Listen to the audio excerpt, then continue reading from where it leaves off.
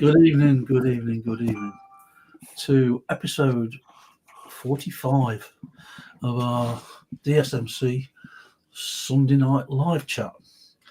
And I'm joined this week by Bryan in Search of Lost Diecast. Good evening, Bryan. Phil from Yorkies Diecast Workbench. Good evening, Phil. My boy Luke from Scale Customs. Good evening, Luke. Good evening, boys. Good evening, everyone. And the invisible man from Martin's Dare, Dinky Restorations. He'll be back presently. So whilst we're waiting for Martin, a good evening to our irregular regulars in the live chat.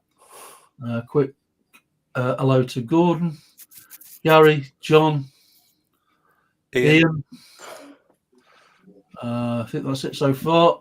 I haven't missed anybody. Good evening to everybody. Welcome back. It's good to see everybody.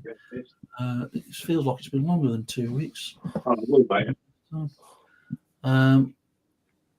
Here he is. Here's himself. Sorry, I had to deal with that. Right. That's all right. So let's get the bump out of the way first. A massive thank you to everyone who's been a benefactor this month and helped us with our running costs. You wouldn't believe how much it helps, and it keeps this channel going for us with licensing. If you want to be a benefactor, please use the link paypal.me/ although it says we are DSMC now, it's still the DMC admin. So please consider being one of our monthly benefactors. It will all be reset at the end of December, and we're putting a new list up for how you can take part. So once again, a massive thank you on behalf of all of us to those, including the guys on the screen, who have helped us out this month. It's much appreciated. Yeah, we're trying to come up with a new format for that, aren't we? Yeah. We're going to kind of put some simplify it levels in place. Yeah. So, what are we going to talk about? Well, we're going to do. I've got 20 questions, but I suspect we won't get through half of them. About prepping a die-cast or plastic model for paint. So we're going to get onto that in a few moments, but what we'll do firstly, as always, is go around the houses. Good evening, Darren. Miss Darren, how are you, mate? We'll go around the houses and see what everybody's been up to. So, Bryan was online first, I think. So, Bryan, what have you been up to this week? Well, as some of you probably know, I'm in the midst of packing and getting ready for a happy move, because I'm going to end up with a proper workshop, because I've been having to do bits and pieces, not ideally in living rooms and things, and we all know what the fumes, and it's all right in the summer when you can go outside, but obviously this time of year it's getting a little bit tricky. But so that's been taking up the majority of my time, answering solicitors' questions and things like that. But I've been doing a little bit. Bought a few bits and bobs. I got a Meccano kit of a Ferrari. I got a couple of plastic models which are actually already boxed. I got a VW Beetle and a Eurofighter to do once we're ensconced in the new place. Been trying to understand a bit more about why certain of the new release Matchbox cars and the Hot Wheels are as popular as they are. Now, some of it is just literally just scalping. I think people just go in there and pick up everything that they think they can make a few quid on, and these aren't necessarily collectors. I did see, I was in Aldi the other day, and I did see someone that literally had a one of those carry basket things full of bloody Hot Wheels. So I was obviously about 10 minutes too late. But with the Matchbox, I wasn't aware of this, but they're actually doing Super Chase with Matchbox, which I wasn't fully aware of. I knew that was a thing for Hot Wheels, but that, I've mentioned it several times, that AC Cobra that is out there, it's a sort of, if anyone's ever had the Lotus 7 Matchbox one, the orangey yellow one, it's a very similar color to that, this AC Cobra, and actually written on it, it does say Super Chase, and changing hands for anything up to, believe it or not, 25 quid, depending on who's trying it on. Now that's the only one I'm aware of. There isn't a definitive. There is a definitive Hot Wheels site that tells you about your chases and things like that. Now this month, I think Phil got this. Gave me the heads up the other day. I think we're already on to. Is it Box C for 2026? I think so now, yeah. Yeah. So there's already been 3 boxes out there for 2026, and there's the current Super Chase is probably one that would interest no one. It's one of these fantasy vehicles, but the most recent one before that was the TR6. But the RS200 that some of us have been after, the blue Golf one, has actually been released in Spectraflame, and it is a Super Chase. So that's going to be as rare as rocking horse manure. So that's one to look out for. And with regards to the other ones, the standard TR6 is a treasure hunt. I actually can't remember the name of the latest one, but there is a Land Rover Discovery Drift Wagon, which is red, and that's a treasure hunt as well. That's about it for me. Let's say a few other bits and pieces. I did buy a set of castings the other day, which is looking increasingly likely I'm not going to get, which is a bit disappointing because it was actually a really nice job lot. But yeah, other than that, that's me. Good stuff. Bye. Martin was next to pop online. Mark? Oh, evening, everybody. Evening. I haven't been doing much apart from sitting on a hospital seat for 4 and 5 hours at a time, waiting to get served. Yes, not doing a lot at all, really. I'm getting ready. I'm going to do a video on Wednesday, which will be outlining what my intentions are going forward with the channel, the modifications I'm going to be doing, and there'll be a short video. I got a donation from a guy, Mr. Gary Dean. We've had dealings with trading and stuff in the past, and he sent me some Hot Wheel Jaguars, and I'm going to just show them. I think it's about 5, which are quite nice. Nice of him. So I've got a little garage I'm going to build from Team and put it in there and do that. So basically that'll be it. And I've got this Hot Wheels today while I was in Waitrose nipping to get a bit of shopping. It's the Ford Escort Compact Kings. We've got that one today. But Phil's got him in 4 colours by now. Yeah. Right, so 2. Yeah. That's the only one I just actually it was by chance. I wouldn't normally have picked it up, but it's in the back of your head, wasn't it, when you guys are talking about it? And I walked past the I think it was the beans or the peas or something, and I just looked up and there was a line of these as they do randomly hanging off the side of a shelf. And I just cast my eyes down and I thought, oh, Escort there. I'll pick that, chuck it in a bag. So that's it. He's got the bug. He's got the bug. Nah, I tell you, to be honest with you, I've got a massive plastic tub full of brand new Hot Wheels, what I collected back in 2021, something like that, you know, pre-COVID, as they say. Yeah, I don't need any more. The Jags, I'll have, but I don't need to do any more than that. So whoever wants this one can have it. Well, you know where you're going soon, don't you, mate? Phil was next online. Phil, what you been up to, buddy?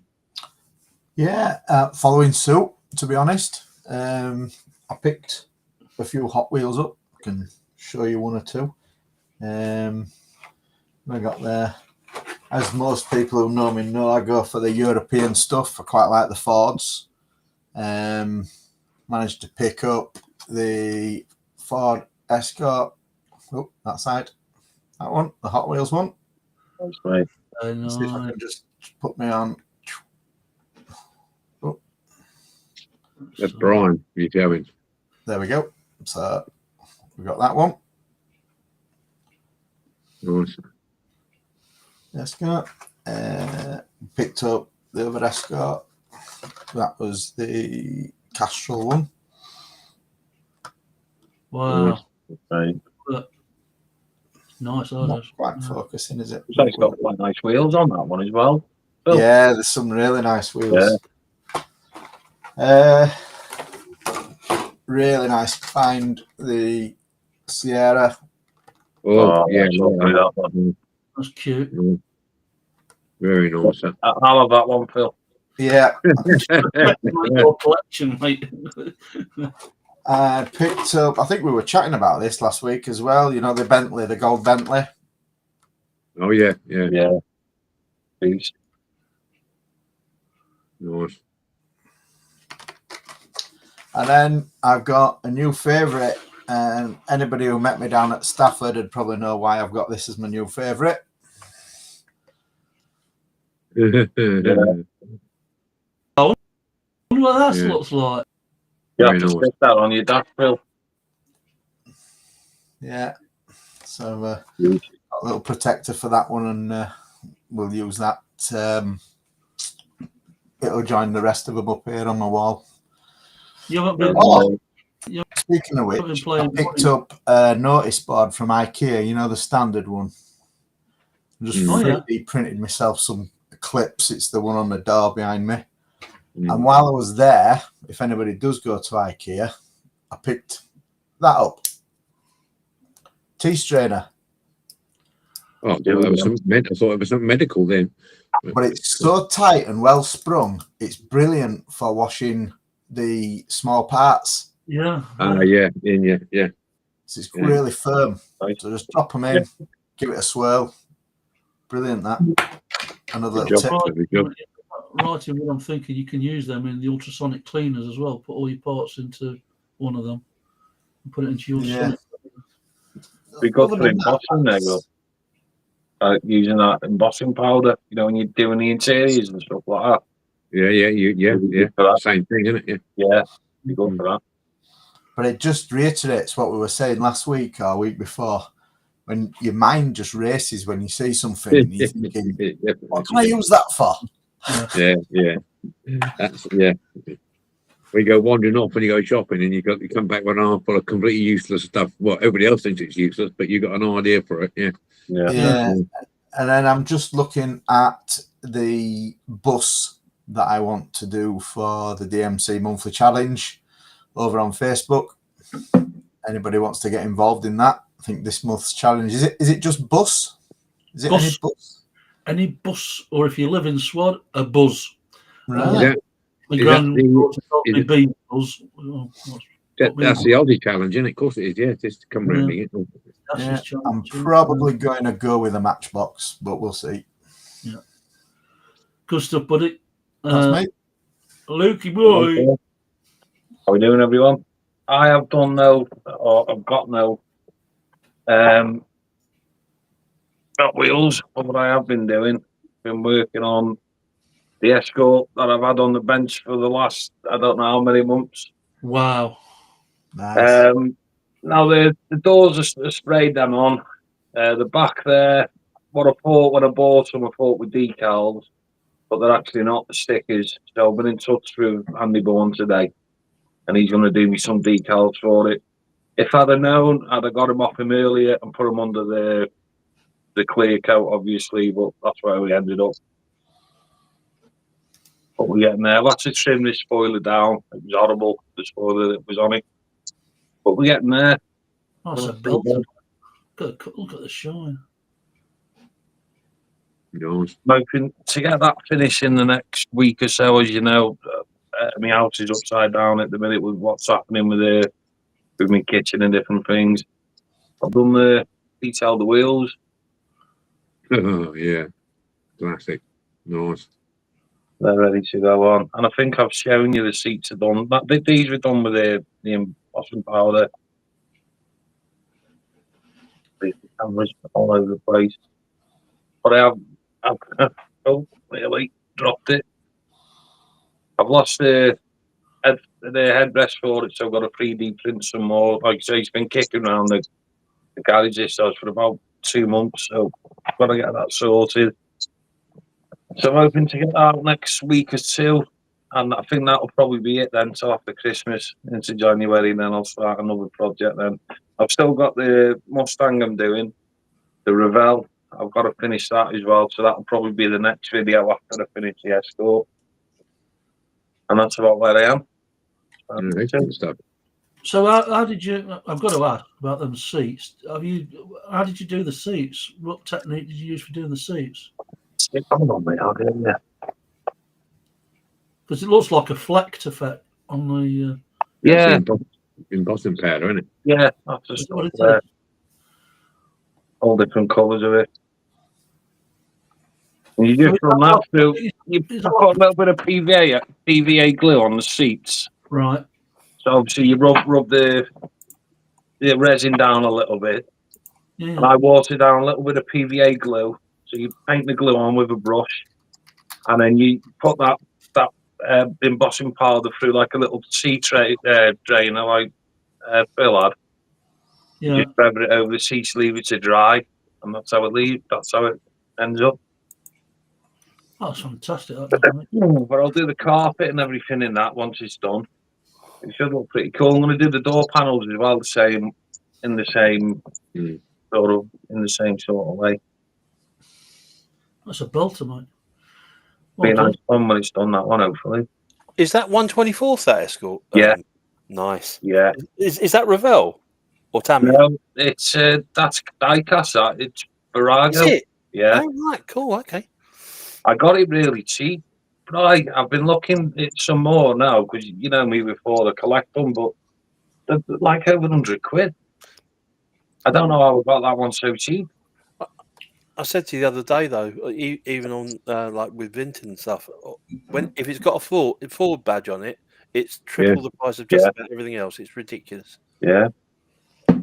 Especially the big, large scale ones. It's quite a nice model. The wheels that were on it weren't great anyway. But yeah, the rest of it pretty tidy.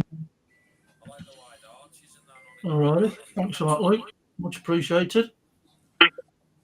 Oh, a glitch. Yeah, we're all still there. Yeah.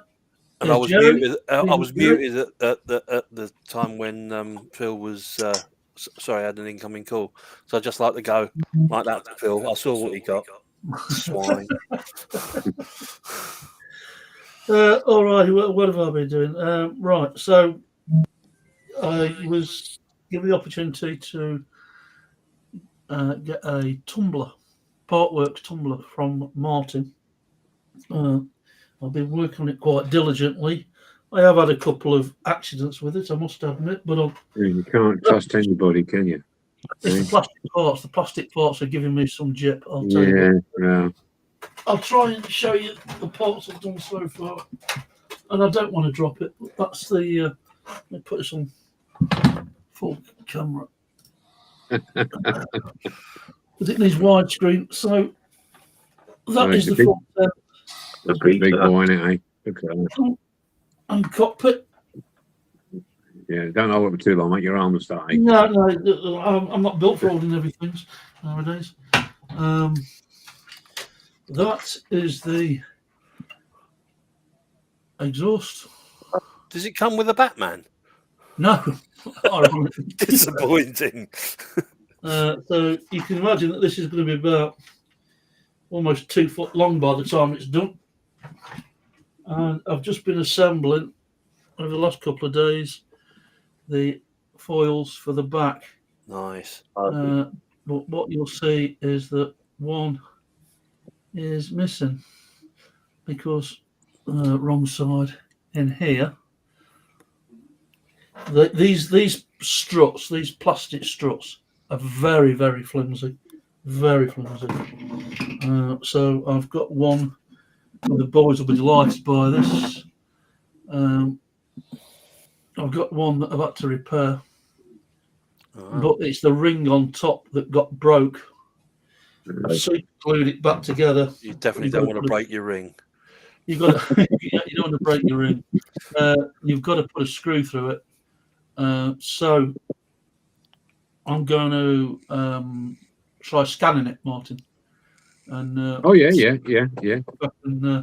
With those rings though, you might be better off if you've got a little reamer file and just gone through it just a little bit before you put it in. yeah, Has it got a thread in it? Is it a threaded hole or? it's like a self tapper. So you go through the. Let me just. We've got another visitor on board, so let me just bring him in. There he is. Good evening, Moss. Hello. Hi, Moss. Hello. Yeah, it's a massive work in progress, but I'm thankful to Martin for giving me the opportunity to get hold to that. It's huge. Is that 1/12? That one, PJ. Second, sorry. Is that 1/12? That one. Yeah, 1/12 scale. I'm going to say yes. Okay. It's not 1/8, is it? I'm going to say it's fucking huge, is what I'm going to say. In fact, I might have to get another parking space outside the house, which will really upset the neighbours. But Did you say it was Fan's home? Was it Fan home or Hatchet Works? Hatchet Batmobile, isn't it? Tumbler. Yeah, it might be 1/8, I think. I'm not sure. I can't remember. So that's what I've been working up to. But being like I say, it's got 120 parts, 120 magazines, and I've got up to 114. So I've got 113. Got to get another 7 parts, but that'll be as and when they're available. So that's a huge. I'm chuffed to bits with how it's turning out. I really like it. Tumbler's one of my favourite Batmobiles because I'm a Batmobile nut, as most people who know me know. Right, Moz, you've just joined in time. Ironically, it's your turn. Ironically, yeah. Hello. How's everyone? Good evening. What have you been up to this week, my friend? Well, I've been building the new Airfix Messerschmitt BF109. I've finished the engine a couple of days ago, and it's looking absolutely gorgeous. Cracking it. Very happy. Stunning. Yeah, really happy on how that's turned out. I had it on display today. That's better. So it's a fantastic kit. Definitely worth buying if anybody wants to buy one. But yeah, the engine is so detailed. I've sprayed it up. How many man hours have gone into your engine so far? About 4 hours. Okay. But the thing is, because there's so many bits, there's a lot of painting involved, isn't there? So you wait for a lot of paint to dry. To be fair, the actual what do you call it? What do you call an engine? The block. The block is all black. Yeah. And I sprayed that together using metal black. That's why there's a real metal black sheen to it. And that was dry within about 10-15 minutes. But all these other little bits, I've had to paint bit by bit. And not going to lie, I've been using the AK pens for a lot of it, which are these things here, acrylic paint pens. You might as well. These take a long time to dry, but you know, these are, you know what, these are absolutely fantastic. And you do a coat, leave it to dry, then you go over it again, you know, and then it basically self levels, and it's fantastic. You know, what was I using? So I'm using the AK Gron, this one here, and that's how the finish of it is. This is the Gron here. I think I used Gron on that one. Just make sure. I think it is Gron. Yeah, it is Gron. Even for the larger parts, Moz. Yeah, that there is all done with this marker pen. Blimey. So yeah, play apps. I agree. Yeah, they were all fuckers, weren't they? But they were Messerschmitts. Yeah, I know that joke. So yeah, and even the blue, I used what's it called on that one? The RCM, Blue RAL 501. So yeah, most of it was done, you know, with the pens really, and just let it dry, and away you go on to the next bit. There's a fair few modelers, Moz, there's a fair few modelers that are using AK paints. Have you used AK paints? I don't particularly like AK paints. You know, like I know I'm Mr. Hobby or Mr. Outlaw Paint Guy, but like to be fair, looking at this is the Mr. Colour RLM grey. Yeah. So it's not like a greeny look to it. And if you actually look at the finish of that pen, which is AK, it's nearly bang on. Yeah. To the Mr. If you look this way around, actually, even though you imagine you're looking at a gloss because you're looking through glass. Yep. When you matte it down, it's not on the same colour as the Mr. Hobby. Fantastic. Grey. So even though it looks a little bit of a greeny grey, that's how they look. Or you can either there's two choices. You can either do it that colour, or you do it as like a grey or as like a silver.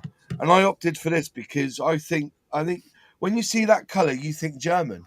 Yeah. I don't know whether it's just me, but you think German. So I went with that all the way through, and doing the straps, the decals went down absolutely fine on it. And then underneath, like a brassy, coppery colour there for that pipe, and you've got another pipe in these little pipes here where the injectors are. I think they're injectors, or it's not injectors, is it? It's not injectors. What's it called? Where the spark plugs are, I guess. That there, I presume that's works. I don't know parts of an engine much anyway.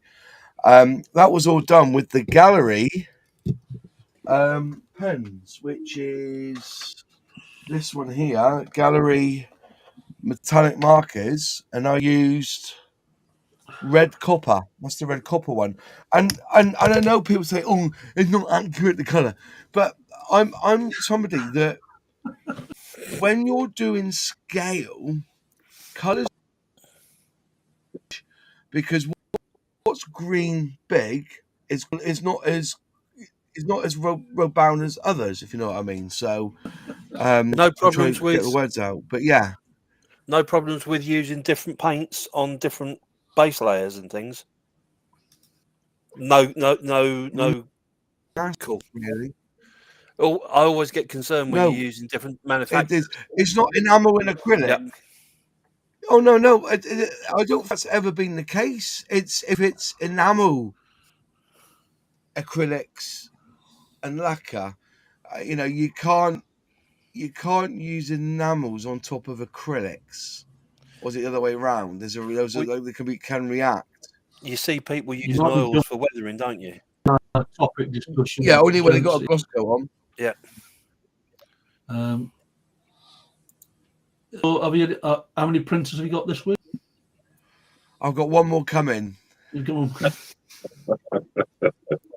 got a Saturn 3 12K coming. Okay. So that'll be printer number 3. Right. Hence so it being called MOS Models. Yeah.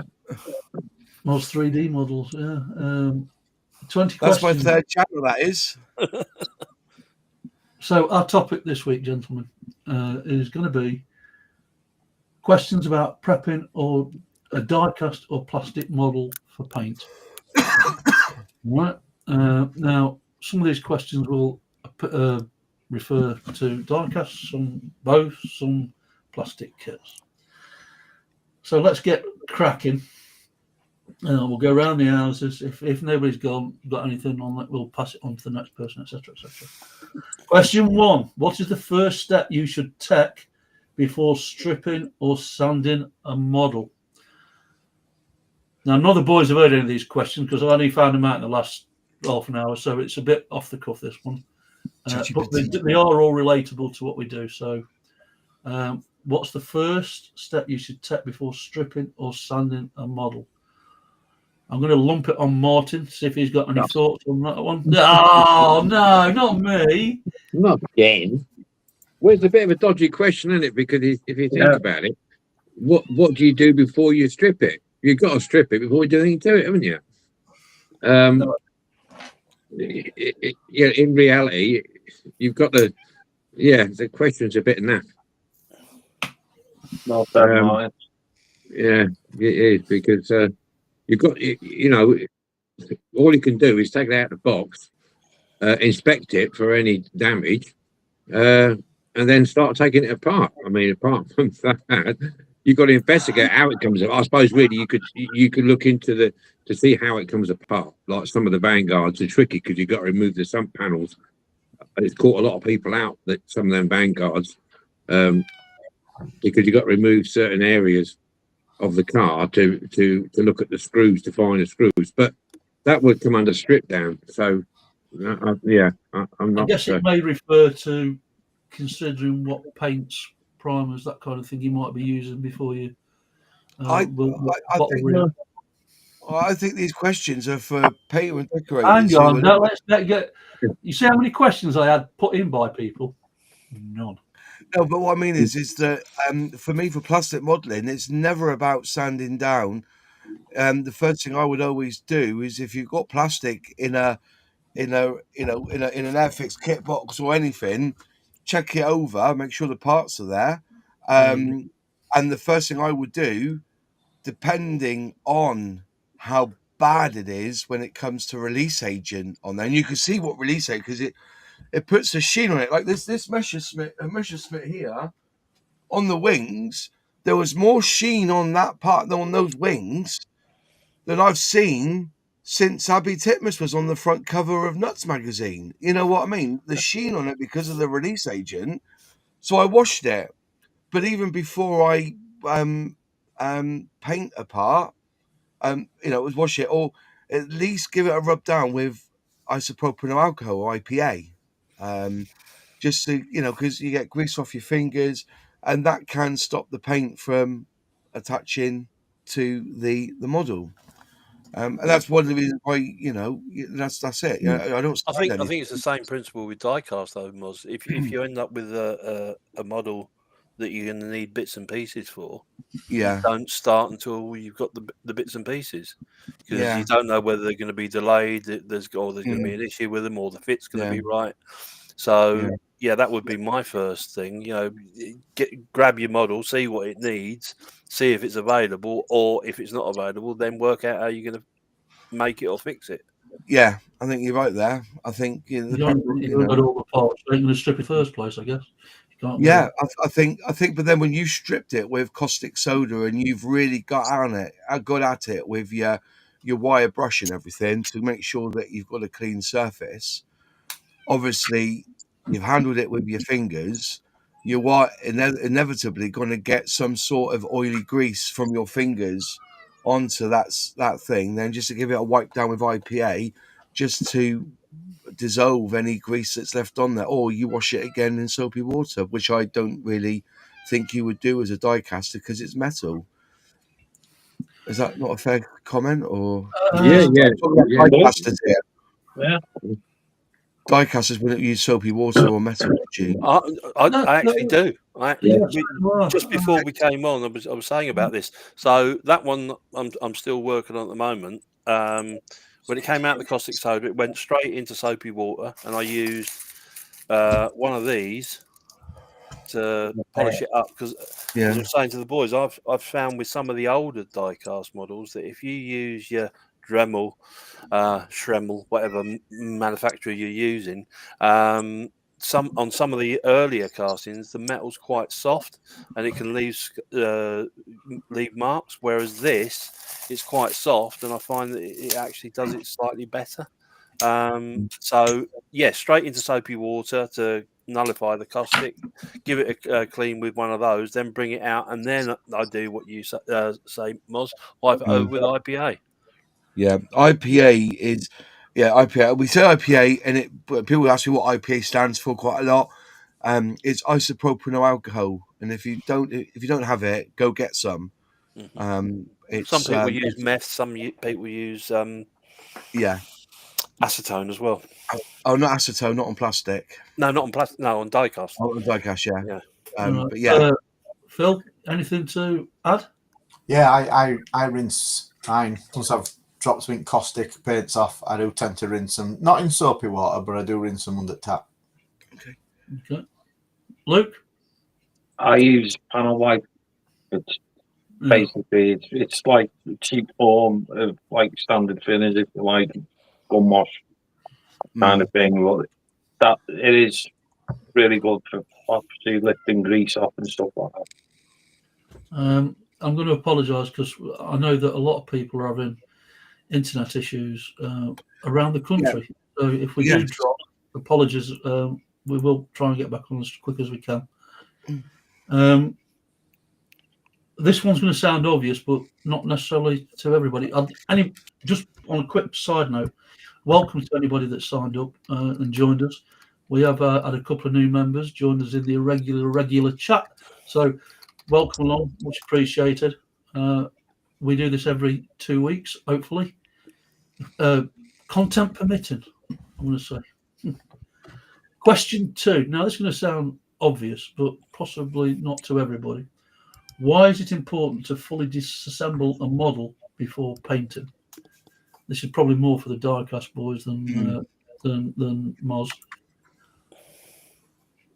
I'm going to say because you're going to want to paint your parts in different colours on your car. Yeah. You want them separate, especially if you've got plastic and like with the Hot Wheel cars and the new Matchbox type vehicles. You've got plastic chassis and you've got metal tops, so each might need to be treated separately and a different process applied. So that's my take on why you would disassemble first. Sometimes you can't fully disassemble it though, can you? Sometimes you can't get the doors off, or the boot, or the bonnet. Yeah, I quite agree with that, Luke, because there's some castings that, even though where they've been put on at the factory, in order for you to get them off, you got to do some damage or break the lugs off them, and then you'll find it very difficult to rebuild that lug to put it back together again. It's better. I find that more in some of the doors. If you look at some of the diecast, the amount of different door fixings they have. They have that wire bar going across underneath the dashboard to hold the spring for the doors. Then there's other ones who've got more of a fancy system than that. Then there's the ones which just push in and just basically ride on a spring, on a flat spring plate. And then you've got the other ones that just stick in alongside the dashboard and with just 2 little pins holding into the floor and into the thing. So there's a lot. Sometimes, if they're basically the ones with the wires going across, I have found I've removed that wire a few times, but the doors have never really sit right. If once you've cut that little bit of wire, removed it, and then replaced it even with super glue, I found it difficult. The doors don't always sit in a place. So with those particular system of door hanging, I will tend to leave the doors on. But the difficulty is then, if you're leaving the doors on, is you've got to get them. I try and keep them at a set angle that you can, when you're painting, more so with a rattle can and an airbrush, because an airbrush is a lot softer. You can get in between the door edge and the bodywork. But with a rattle can, you got to be more careful because you can flood that area badly if you're not careful. So yeah, there is that problem. But I usually, if they've got the wire going across, it's not easy to get out. I will leave it in. Most boots and bonnets, boots are pretty good because most diecast boots, the bigger ones, are held in with that. There again, that thin spring plate. But there is times that I thought, I can leave it in, leave it on, because sometimes it can be more awkward to get it off and get it back on again. It is because it's damaging the paint. Because once you've painted it all and you've lacquered it all and you're going to put that boot back in, if it was awkward to get off, it's going to be awkward to get back again. Then you've got a risk of scratching your paint and damaging it. So sometimes you think to yourself, you know what, if it's fairly stiff and it's not flopping about all over the place, then I'll leave it on, because once it stays at a set angle, you can paint it, it will dry and you can close it. And just be careful not to do too much around the edges of the paint, so when it starts to close, it doesn't pull all the paint off. That's my thing. But yeah, if it comes apart easy enough, I will take the boots, bonnets and doors off, because it is easy to paint that way. In my opinion, you can get all round the nooks and crannies and stuff like this. It's also good practice to disassemble as much as you can, because some of the plastic parts won't withstand the stripping and the paint preparation stage either. So if you're right there. I try and disassemble avoid, as much as you can. yeah, I try and avoid the ones where you've got anything crimped. So crimped axles or crimped boots or bonnets, you know, where they've got the two little lugs like that are crimped over, so that it holds the thing in place. If you get them off, it's almost impossible to get them back on, because you've got to grind them to try and get them out, or bend them, and invariably they snap. So that I think that is the worst. I mean, I make lasers near, but lads would harp on about that. Majorettes are probably one of the easiest, most comfortable brands to disassemble, especially with that spring system they have inside them and the chassis. They're very apart. But making sure your paint are. Martin mentioned about putting doors back on. Make sure your paint is hardened off or lacquered, and let it dry for a bit, because it only takes. I mean, Mr. Clumsy Fingers, will scratch anything that's in front of him. So it's worth making sure your paint's really hardened with the diecast side of things before you start refitting springs and doors and boots and bonnets. I mean, sometimes we're a bit of pressure to get stuff done, but anyone that's done one of them. Oh, sorry, Mark. Yeah, I was going to say, I always tend to, if I'm doing doors, and so around the edges of the doors, it's more a light coat of paint rather than, when you do the flat of the door, then when you go around the inside and the outside, it's more like I do the factory. It's just a bit of a blow in to give it the colour rather than a thicker layer of paint, because of that said thing, because of the tolerances. Some of the tolerances are quite tight on some of the die-cast. So I tend to be a little bit thinner on the edges where you're not going to see it. Yeah. That one's an example. The anyone that's done the little bubble car, that one's got two rods that go right the way along that hold the rear axle and the front axle, and you've got a choice of pulling them out or trying to bend them. If you bend them, you've then got no suspension, and it's a nightmare to get them back in. So that's one to watch out for. Yeah, I suppose a lot of you guys, because you're using caustic soda to remove that paint, that is going to destroy any plastic. You have to strip, or you go down the route of putting Dettol, which won't destroy the plastic. Well, not the darker plastic, clear plastic. I think Martin has shared that he's had a few issues with that. I personally, I haven't, but then I've not left anything in a pot on end. You know what I mean? So the thing is, with caustic soda, you can actually strip plastic parts once the caustic soda has cooled down. Hold that thought. Oh, hello. Question 3. Oh, go on then. What types of paint strippers are safest for die-cast metal and plastic models, and which should be avoided? So we'll go to you first this time.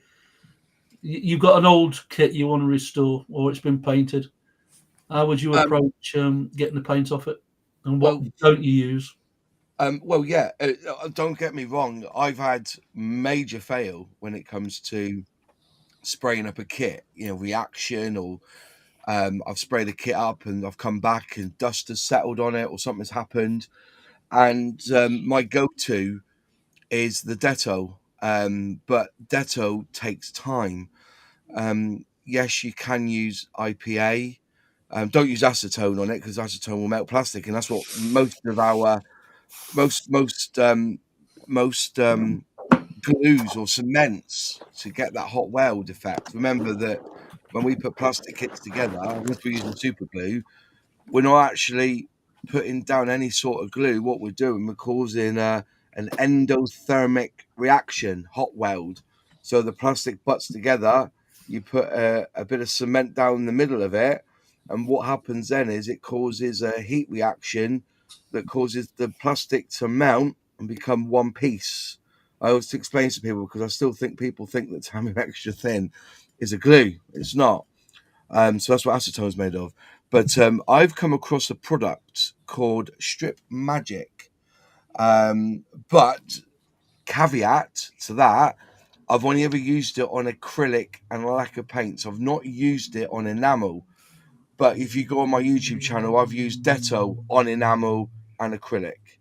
Acrylic seems to like dissolve into a powder, where enamels will kind of come off like layers, if you know what I mean, like skin. Yeah, It yeah, comes off yeah, skin. yeah. So that's the difference. And I've not used this on.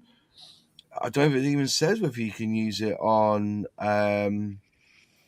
Yeah. So yeah, it's basically doesn't say whether it's acrylic or lacquer, but I've used this product on plastic with acrylics and with lacquers, and it's very, very good. But it's £10 a bottle. But then again, I saw the other day that Detto's gone up to about 16-20 quid a bottle now for a litre. You know, that's Yeah. expensive stuff. So yeah. Oh, another one obviously is brake cleaner, but I don't like the thought of using not brake cleaner, brake fluid. But I think if you can find something safer than brake fluid or Mr. Muscle, try and use that. I think Detto's, because you've got to also think, is it when you wash it off, where's that chemical going? And I think Detto is pretty a dissolvable. It's a natural product, isn't it? I guess. And I think this is pretty. It's not harsh like Mr. Muscle or brake fluid, but those are some methods of removing that Mm. paint from a plastic side of it. Yeah. But I say I do tend to go with Detto because Detto does all of it, whereas this it could do all of it. If anybody in the comments have used this stuff before and knows, because I say I don't use enamels anymore because it just takes too long to dry. But yeah, so Strip Magic Yeah, or yeah. so yeah. Think about all the plastic. Martin? I think the caustic soda method is quick, and as long as you're careful with it. I mean, obviously it's a dangerous chemical if you get it spilt on your skin or in your eyes and things like that. So you've got to be careful with it. But I find it very, very efficient on a lot of the early die casts, going up to about roughly late 70s and mid 80s, and when they started changing the paint. And I find then it struggles with some of the later Corgis, Matchbox, and the other die casts, and then I find I strip them first in the caustic, and then whatever's left I do it in the ordinary paint stripper gel, water based or whatever. I have a tub of that as well. It's a bit frustrating. You've got your car. I've had a die cast apart and I put it in a caustic soda, and you think, oh, that's coming off. But then there's one particular part won't bloody budge. You know, all the other parts are stripped beautifully, and one particular part, whether it be the body or some other part of it, it just won't shift it. You know, and you're trying it and trying it. And it's not. It's just like brand new. It's just cleaned it. It hasn't gripped it. I do tend to scratch the surface a little bit now on the later ones to try and get the caustic to go underneath it and lift it from that respect. I know some people use sandblasting to do it. I mean, that's okay if you've got a sandblasting cabinet and stuff like this to do it in. But at home, I find caustic soda for me is my go-to for removing paint. The plastic parts is a different cup of tea. It's a different sort of subject, isn't it? But for the actual die cast itself, I use caustic soda, and if that fails, I just go on the gel. Yeah. Just a thing. I'm in exactly the same boat. There was a particular piece on a kit once, and I bought the kit in. I don't know what they used, but it must have come from Arodite because that bit of paint wasn't going to go anywhere. Apart from a heat gun, you're never going to get rid of it. It's frustrating. Frustrating. One word of caution with the caustic on the slightly more modern releases. I watched the video PB down in Australia, and he did the Lotus Cortina, and he left it in caustic overnight, and when he went back to it the following morning, basically the back half of the car had not quite dissolved, but it had definitely eaten into it. So whether they've changed the metal construction that they're using, but obviously it had a very detrimental effect on one particular casting. So the thing with that, Brian, is it some castings, the way that the mixture has been made up at the factory, the alloy mixture. As you'll notice, if you're used to drilling posts out in die cast, you'll see your drill going. All of a sudden, it'll go pop and it'll go through like an air pocket. You know, and you'll see blistering on your casting. That's where the mixture's not right. It's not a very good thing to leave your die cast overnight. Anyway, I mean, the longest I've left mine in with stubborn paint, it was about 3/4 of an hour, roughly. You know, because there is certain castings that you think are die cast and they end up to be aluminium, like the horse box, for instance, the big horse box. It will dissolve. It will dissolve wheels if you're not careful, if there's the wrong material or the wrong mix. So it is careful. It's experience and practice and stuff. With wheels, I use it, dip them in and out. I'm always there. I'm always, as soon as it's done that chemical eruption, then I'm out checking it all the time, you know, just to make sure that nothing starts, because some of them will eat away. I've got a Dinky breakdown truck here, which I resprayed, didn't do a very good job, but put it back in again, added more caustic soda, and it dimpled it. It literally pebble dashed it, dimpled it all the way down the side of the back half. So yeah, don't leave it in too long. I don't know about you, mate. I prefer to kind of redo it, so I'll do it once, twice, occasionally 3 times if it's stubborn, rather than leave it in for a long time. I don't have much success with the caustic when it's cooled down. No, I think with the certainly with the earlier castings, like Martin said, up to sort of the thin superfast, a matter of minutes, most of the time the paint's off.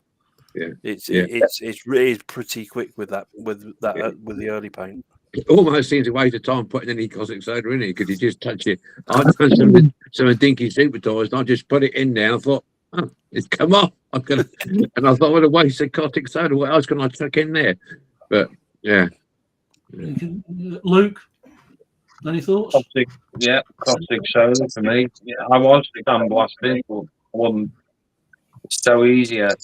2 minutes and it's done. I find it's great for stripping chrome as well off the plastic parts. I tend not to put the wheels in because I'm usually print my own, but yeah, just a 5-minute job and it's done. Yeah, and I've not really had any trouble up to now of paint being left on. It's usually 4 or 5 minutes in there, and whatever I put in there is squeaky clean virtually. I think it's fair to say that we have come across different strengths of caustic soda. Yes. That stuff that you supplied to me was brutal. In a good way, you know, it wasn't hanging about.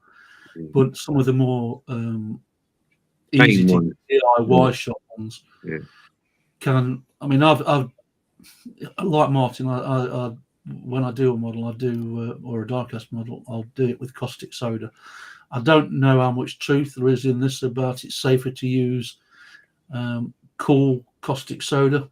No, I'll just use it for the temperature I want it to do to get the body done. If you've got something like one of the older versions of the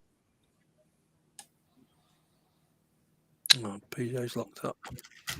I'll tell you what, it's everywhere, mate. I'm getting a little circle. I don't know where I'm coming in and out tonight. It's dreadful. You're not too bad. Yeah. Mine dropped out a minute ago. Yeah, but Marty, he always sticks to Marty's Matchbox makeovers. He always sticks to most of the time paint stripper. And on the odd occasion where you've seen him use caustic, I think the problem that he's encountered is that he's never used really hot water, Yeah, you got because to use it. Yeah. yeah, Mm. I don't think. Well, I'm not with cold water in it. I just don't think you get the endothermic reaction. Well, you don't, Brian. To be honest, it does say on the bottle that you know, it's basically a drain cleaner, and it's there to blast out any crap out your drains.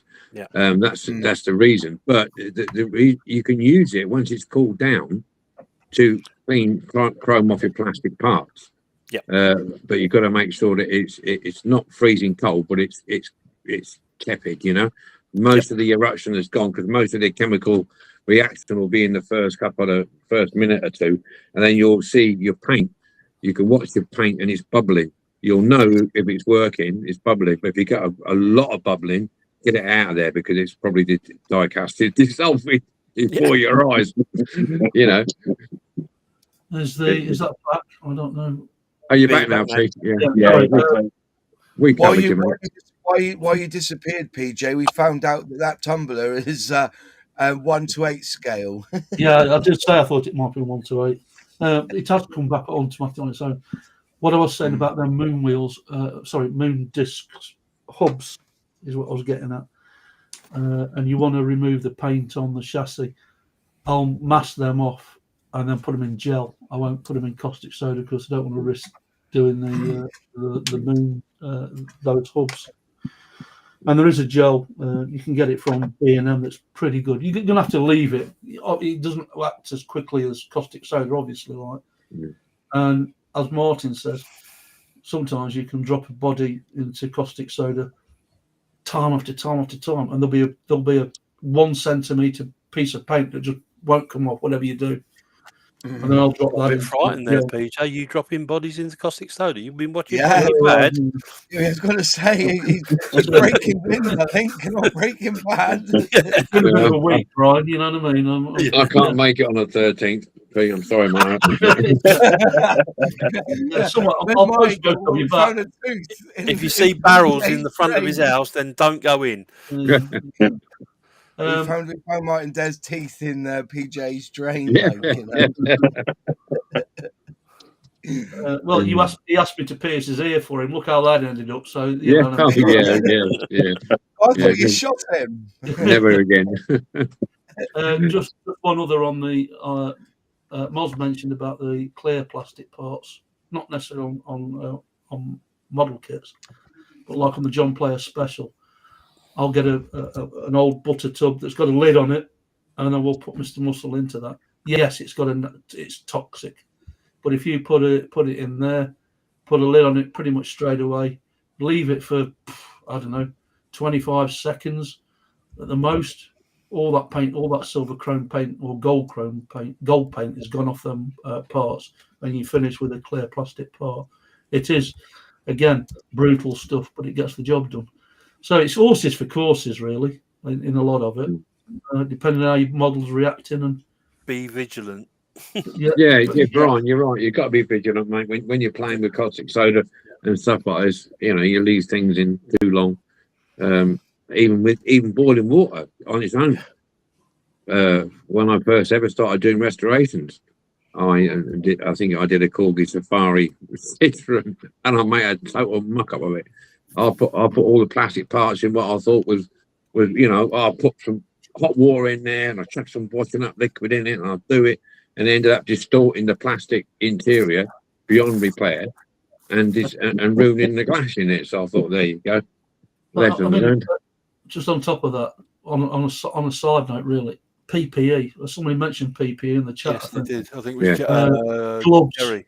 Make sure you've got if you've got you've got chest issues and you're using stuff like caustic soda, get your window open. Make sure there's plenty of ventilation. Get some rubber gloves up, and if so, just a simple painter's mask, something like that will help. But always look after yourself. Even IPA can be on your skin, can be an irritant, as we found out when we're cleaning off 3D parts. Like, it's not the most. None of it is any good for you. Really. When you're restoring anything, whether it be die cast or wood or anything, when you're using chemicals reactions to strip old paint and varnish off, whether it be blow torches and the old wooden varnish door frames and old houses, you know. And the other thing is, if you're doing really old toys, I did forget this, if you're doing really old die-cast, I'm going back probably pre-war die-cast, is be careful, lead. Lead. Lead. Yeah, especially the old tin plate stuff. There is a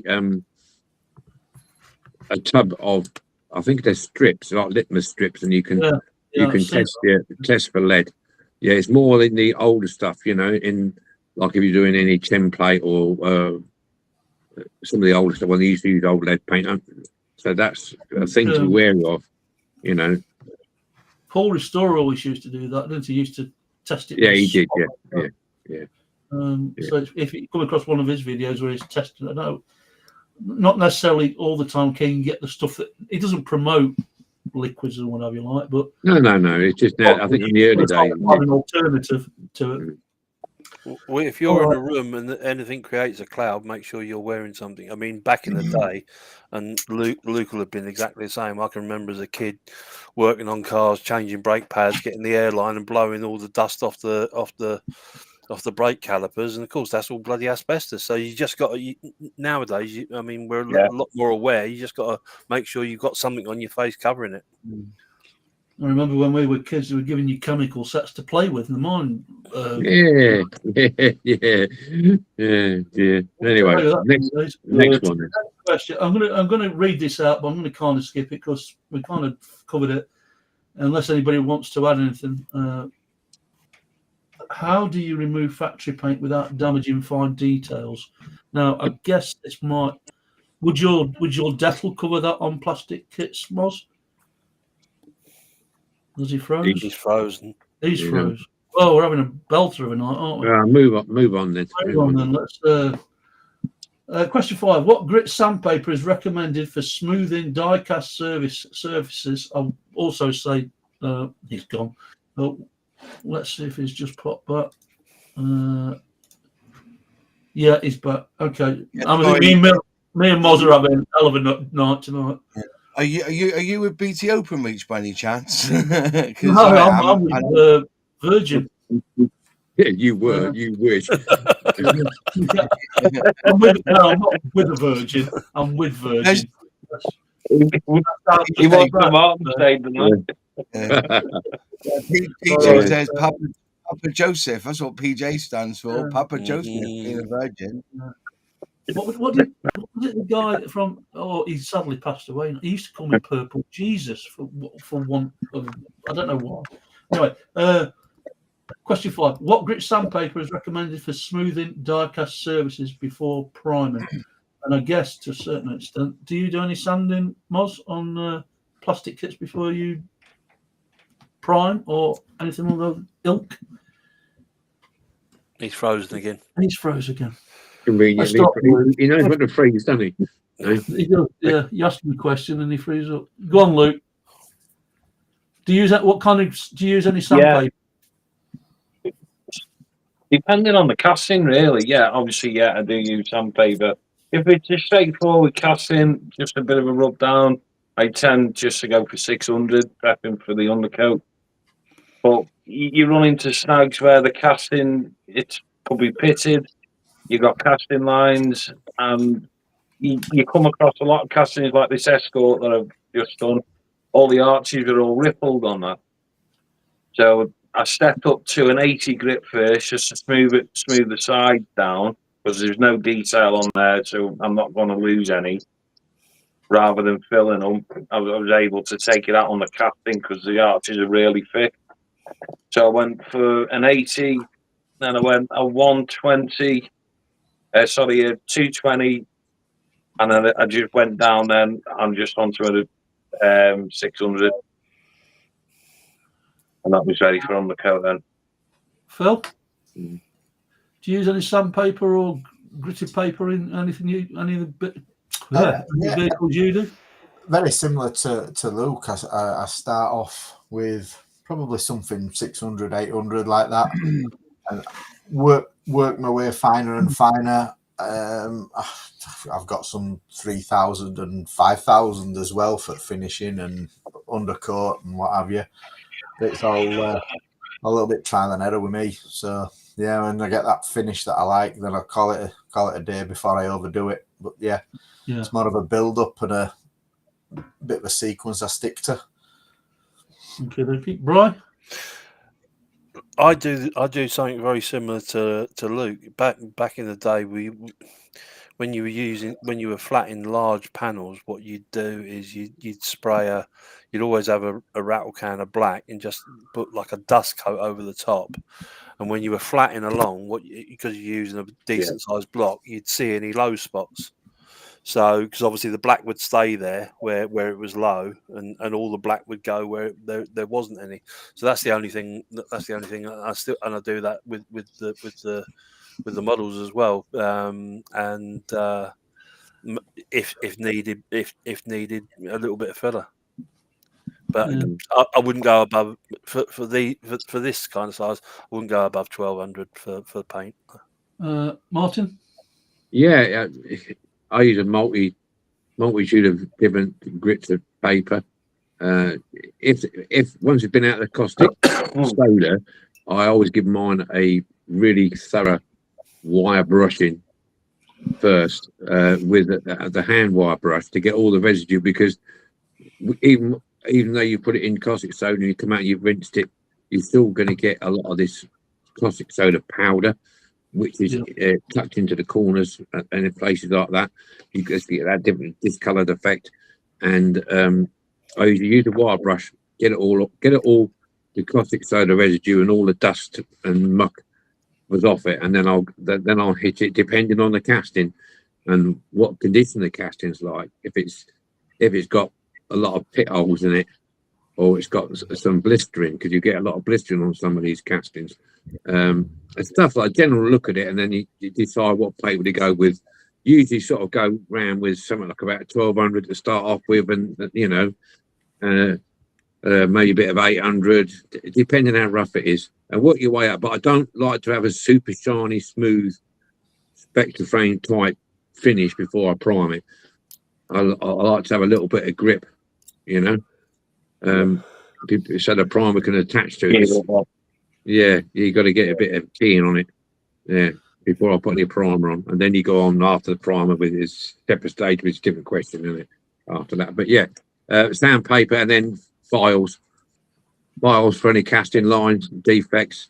If I can block out and sand out the sand down where some of the pit holes are, you can perhaps smoothen them out, with your sanding block, rather than try and fill them.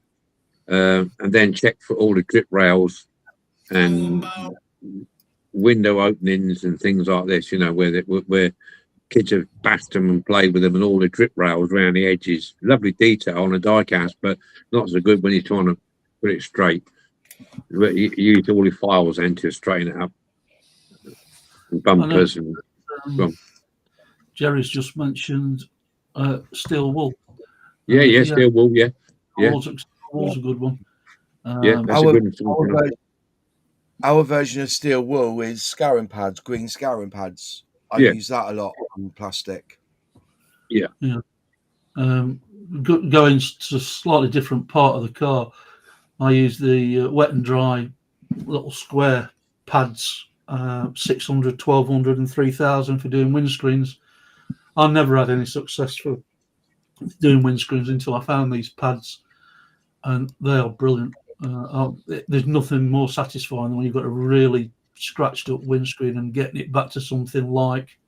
So you can't do it sometimes because the scratches could be too deep. So I like using them little pads. They're available on Amazon. You get about 60 of them in a pack. And yeah, wire wool after wire brushing, and then that might be the time when I put it in soapy water just to clean all the garbage off and let it dry. Don't let it stand because of rust and whatever. I'll pretty much dry it straight away with a paper towel. Let it dry for a bit. Be careful separating wire wool as well. It can lacerate your bloody fingers. I've seen that happen often enough as well when you're trying to stretch it. Right, this is one probably more for Moz than us, and he's touched on it slightly. Why is washing the model with warm soapy water important before priming? basically we have release agent. I know that when the Spitfire Mark 9 was made in the UK, Market Plus Tech insisted on what they call dry product. So they would probably use release agent at the beginning of the cycle of producing the tool, when the tool is first being active, and so they would probably lube it up ready for the plastic, and then afterwards they wouldn't use any release agent. In India, I think that's what they just use. It's a silicon-based spray can, and basically they spray it on the tooling every 10 or 15, and it just gets released then. But every instruction manual will tell you at the very beginning, wash your kit. That's the very first thing you do, or at least wipe it down with some IPA. And I think the reason I use IPA is because you wipe it down with a microfiber cloth, or not on all the little bits, but on the main structures, and it evaporates. So whereas if you wash it in soapy water, you've got to leave it to dry. Go put it on the draining board and leave it to dry, and you might get some dry spots, where the water's dried, or the what's it called over the soapy water is dried and left like a little mark. But with IPA, he's pretty much down in. So yeah, IPA. As I said, I tend to not wash all my parts. If it's something that's got a lot of release agent on, I probably will dip it and leave it to dry. But my main weapon of choice these days is IPA, and it's expensive as well. IPA is not cheap, Although you got a good deal the other day, didn't you? On I did have a good deal. Yes. Yeah. Was it 10 bottles for £13 delivered on Amazon? Are they litre bottles? Yeah. I've got one here. Yeah. Yeah, I know. I've only got a couple of things resting down the shed. It is the devil and the deep blue sea IPA. It's got so many different uses for what you can use it for. I use IPA to wash my hands after spraying. That's the worst thing. Yeah. It's also good for removing sticky labels. If you've Well, got a sticky label on something and you dab it on there, it reactivates the glue, and you'll actually be able to peel it off. Oh, I'm a WD-40 man for that. I use WD-40. Oh, there's a I use product sticky called, label. yeah. There's a orange bottle of stuff, isn't it, called label remover? No, I'm thinking in terms of our diecast. When it's not a decal and it's a sticker, if you put that on, it'll actually peel off. Yeah, you use this. If I buy albums, people have put their own bloody prices on them from the second-hand shop, and there's this sticky label, and it's pretty good. That is, it removes all kinds of labels. Mm-hmm. Any more on the washing up liquid? I think we've pretty much. It is the safest, I guess, cleaning agent that we probably use. Okay. We've kind of covered this, but if anybody wants to add any more to it, we'll see if Moz comes back. How does residue from mold release agents affect paint or adhesion on plastic kits? But he's gone, so we'll move on to the next one. Question 8: what tools is he back? We'll just see if he's back. We'll re-add him. We'll see if he comes back. What tools can be used to remove mold lines or flash from plastic models? I mean, Bryan, you've done plastic kits. If it's light flash, I would sand it. If it's heavy flash, I would cut it. And then after it's cut, then obviously finish it off with some very I was going to say high grade, but it's obviously so like 1200, 1500, just to get the edge right, because normally it's trading edges of things that get the flash, because obviously it's the way it's pressed. So that's how I do it. I see one of the guys in the chat mentioned sanding sticks for as well. Let me just bring Moz back in. or not. We'll see. See if it Well, settles. on the diecast side of it, casting lines. I use files. Use the hobby files. I tend to use a good quality files, but that's because the die cast is quite soft, and it will clog up your file if you're not careful. Yeah. So I tend to use a really good quality file.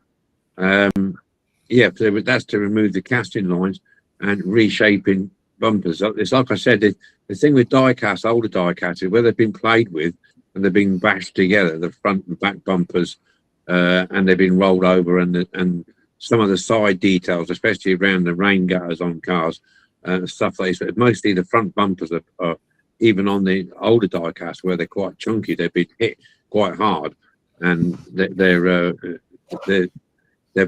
distorted, or they've got chunks out of them, but the chunks aren't that bad that you can't file them down to get them back into shape, and they do have a good bit of casting linings and flash around bumper areas, depending how far you want to go to pretty it up, to make it look. But the older dinky toys, especially the buses and some of the older cars, they have a lot of what you call it, flash, I suppose, but mold defects around the window areas where it's best to get a flat file in, get around all the window apertures, get them as flat as you can, because it's nothing worse than doing that and then painting it. As soon as you put a primer in, oh, look at that, I've missed a big chunk in that back quarter window. So it's always best to go around and do it, and a primer will show up all the marks that you thought you might have got out, but don't. Hold that thought. Phil, do you use any? What do you use? Do you remove casting lines on yours?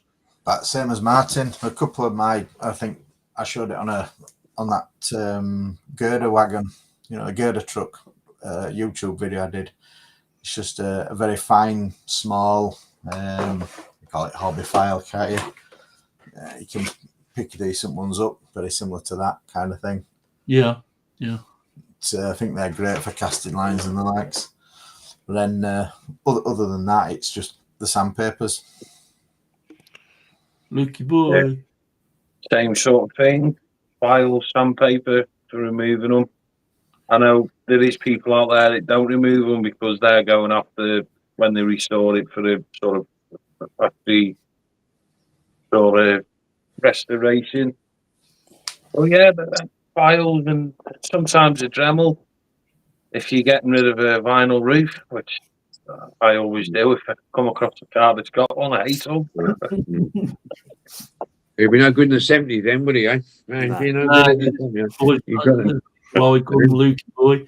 Yeah, he does it. Have you ever actually seen a car with a vinyl roof, a real size one? Yeah. It's just He took it off. You know where it stems from, the hatred of them.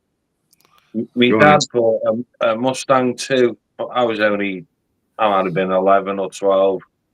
And it was a saloon one. So it had half of the roof was vinyl. But the place where my dad bought it from, it had been resprayed, but what we didn't know is the vinyl roof had holes underneath it. It'd been dropping water for years down the arches into the sills. It was rotten. They never welded it. They filled it full of newspaper and fiberglass, sprayed it up. And my dad, when he bought it, had to scrap it. Yeah, that was the old trick. That was the old trick, the old chicken wire, newspaper, and filler. Yeah. Oh, bad like. Did the BGT have a vinyl roof? The one that you was the full size one that you're working on? No. Okay. No.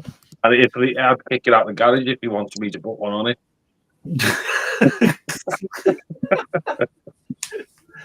You could do it with some of that paint, some of that embossing stuff you've got to put a false one. Yeah, make it look pretty.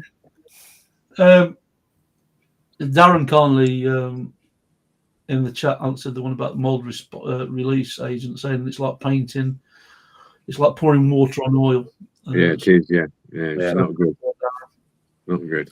Moz is having a nightmare by the look of it. He's having it, yeah. He's me and him are the both same problems, isn't it? I might swap mine to Wi-Fi instead of hard cable. Question 9. Why should you check for airline? This is going to sound more obvious than it possibly is, but why should you check for airline cracks or scratches before painting? I think Martin was following a train of thought, so we'll go to Martin on first. Yeah. Well, the obvious things come to mind. Once you've stripped the paint off your casting, and whilst you're wire brushing it, you will probably, and looking at it carefully, you'll probably find you'll get some hairline cracks. Mostly the tops and bottoms of the window pillars on some 2-door cars, especially on the lorries, the commercial lorries, the Fodens or Fodens, as everybody likes to call it, whichever way you want to pronounce it, and some of the you see some of the vans, the box vans, you'll see where the cab sits back, starts tilting back against the body.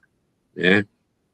It's very tempted to get hold of it and go, I'll just straighten that, snap, but you'll find once you stripped it off, I always tend to now, through lessons learned, is before I put it in the caustic soda, once I've stripped it, have a close look at it to see how bad it is, how bad the crack is. Because if you put it in the caustic soda, that will finish that crack off for you. Yeah, and it will fall apart. So, it's always best to have a look and check it to see what it's like, But yeah, otherwise you could do a lot of damage whilst you're wire brushing it. And if it's got a hairline crack, you haven't noticed it, you will end up snapping it. So if that was the case then, Mark, would you super glue and baking soda it before you put it in the caustic? I would do a temporary repair on it, Brian.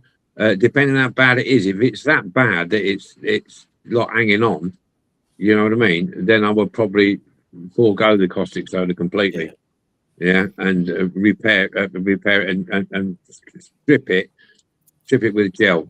Yeah, and then repair it afterwards, because some of them they're right when they snap off, but then it's getting that back together again correctly in a right angle once it's cracked off. It's surprising the porosity in some of these castings. I mean, if you've done welding in the past, you'll know that one of the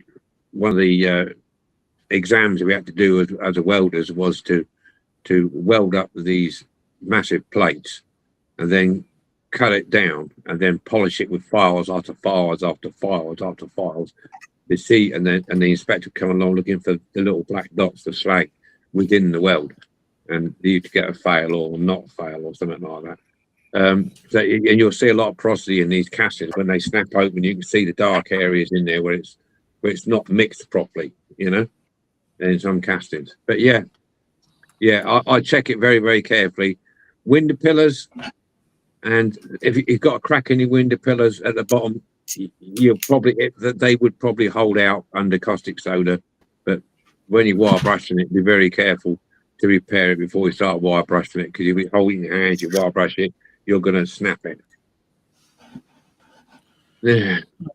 What do you reckon, Luke? Luke? Yeah, no problem with that, Martin. I'd just touch on when you said about, did you say scratches as well, PJ? Yeah, he did. He did. Yeah. Yes, mate. Sorry. Again, it depends on how deep it is, really. Sometimes, if it's not too bad, you'll get it with the undercoat if you're using a high build primer or you put enough on.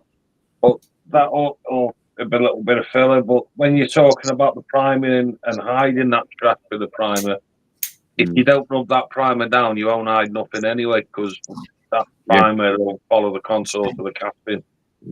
And how many of you here rub the primer down? I know, Martin, you do now, don't you? Yeah. What's not many people do. It was prom. Yeah, here we go. I don't know, Luke. The only reason I say that is because the same boy that is asking the question said, I don't always prime, man. That's true, isn't it? Who, me? Oh, You, yeah, you. Always prime. Oh, I reckon you. No, always prime. And what I have said You had a before, few, if you're that's not right. rubbing the primer down, it's pointless spraying it on. I did find that actually the hard way when I Um, first started.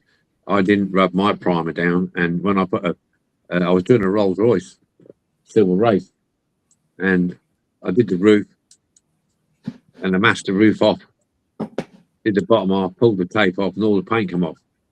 Yeah. Down to the casting. Not it came off in one piece, virtually like a shell. Bang. And I thought that's why you need to rub your primer down. If you don't Unless do it when you first spray the casting, it might, like, you'll prep it or do what you're doing.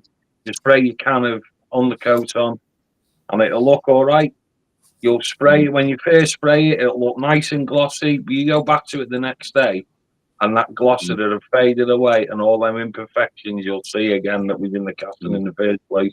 But if you just took that extra 10 minutes, just a little bit of trace coat and flat it back, it'll stay perfect then. I mean, it's acting as a filter in some cases as well.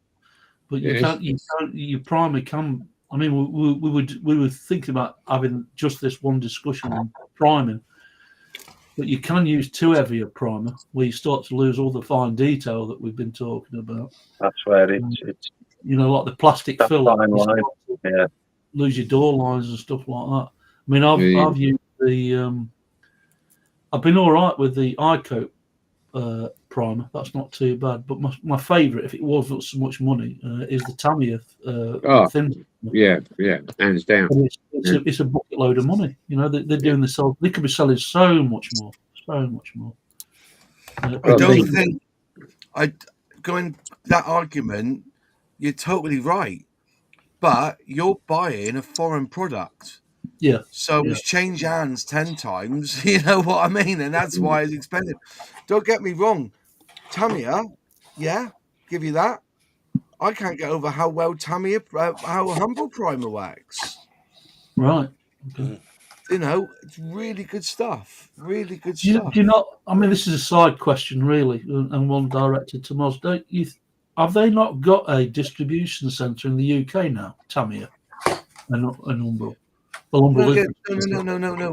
They like this is the argument. With, the debate is happening is that because people are saying that Hornby have left America. No, they haven't. They're just going down the distribution network like everybody else does. Yeah. Tamiya Distribution is the hobby company in this country, and they import Tamiya, ICM, Italeri.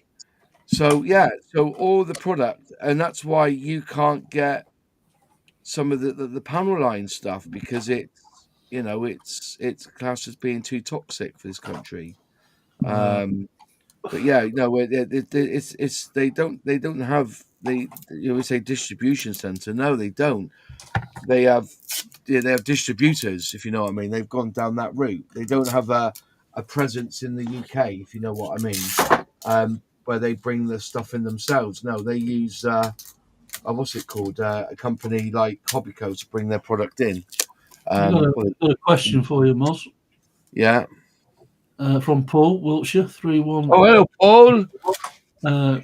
He must have read my text. I was going to start the 132 Mosquito Mark IV, but I have a part-built Airfix 124 Spitfire Mark V.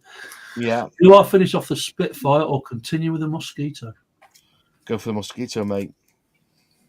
You heard it here first, folks. Yeah. If it all goes south, the DSMC are not responsible for MOS Models advice. Have you seen the products I've bought this week because of you, PJ? No, I don't want to go there. We can't get Tamiya sprays anymore, says Jerry. Just the poise. Oh. Yeah, that is an American thing, isn't it? He's an American, isn't he? Yeah, he's in Canada. Yeah, they've got awful issues out there with Tamiya stuff. Yeah. I've heard it said. Anybody else want to add anything on primers? Yeah, I've got I've got Go one. on, Bryan. I like using different color primers for different colors. I wouldn't use a white primer with a white car, if that makes Or sense. yellow.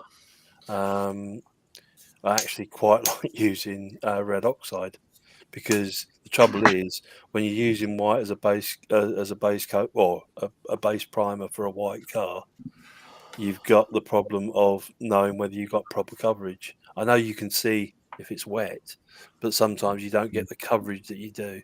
So doing a little bit of that, or even like a dust coat, you go with a standard grey primer and put a dust coat over it so you can actually see when you've actually achieved proper coverage. So We've got a bunch of primer questions next. You'll be chuffed to know. right. We kind of cover this to a certain extent. What type of primer is best for die-cast metal versus plastic surfaces?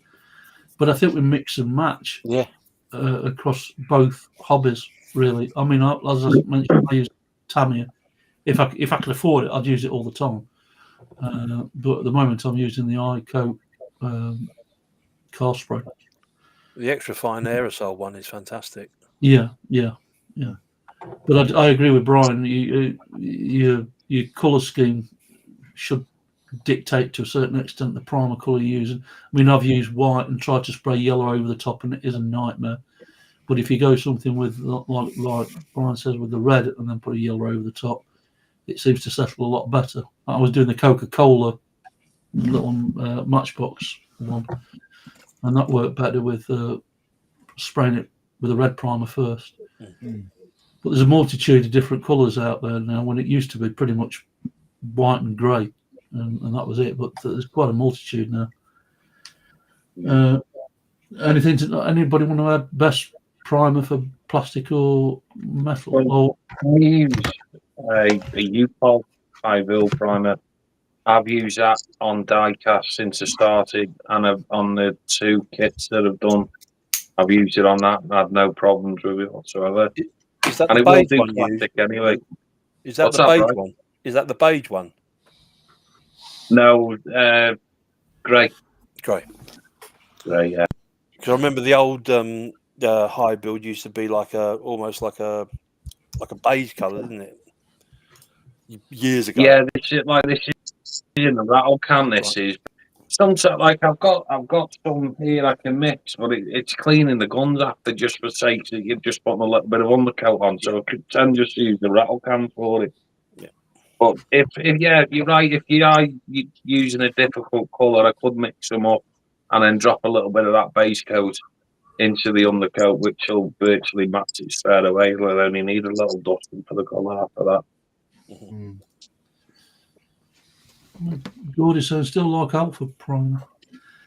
Yeah, I think everything's got its. I think with primers, it's pretty much what you like across using. the board, really. It's a mix and match, whatever you are comfortable with, whatever you like. I'm with you though, PJ. If money was no object, that Tamiya, Yeah. fine. I haven't tried, as Moz was saying, I haven't tried was it the Umbral version you was on about, Moz? Oh yeah, the Humbrol version is exceptional, and I mean that. And I know people don't like Humbrol. I'm the kind of guy who have said for years that Hornby as a brand should dump the Humbrol name. It means nothing to a scale modeler because of years of shite, and all of a sudden they seem to be knocking it out of the park. Their primer, spray tin primer, is exceptional. Their new acrylic Gen 3 paints. All right, I've not used their acrylic thinners, but I've used Tamiya X20A 50/50. They spray like a dream. They self-level. They're, and the beauty with Humbrol acrylics is that you can, what's it called? Brush hand paint them, hairy stick them onto your models and your figures and stuff. They have a place now in my arsenal.